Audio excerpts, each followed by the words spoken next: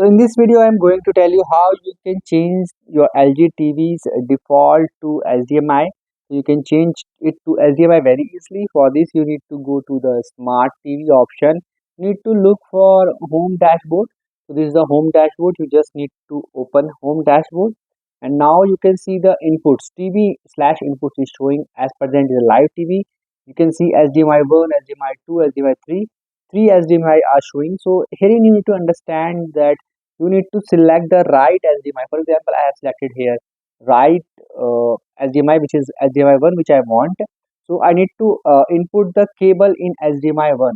So if I select HDMI 3, I need to enter my HDMI cable in HDMI 3 port, which is behind the TV screen.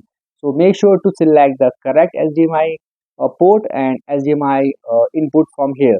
So I hope friends, now you will be able to connect HDMI cable and select HDMI from your home dashboard.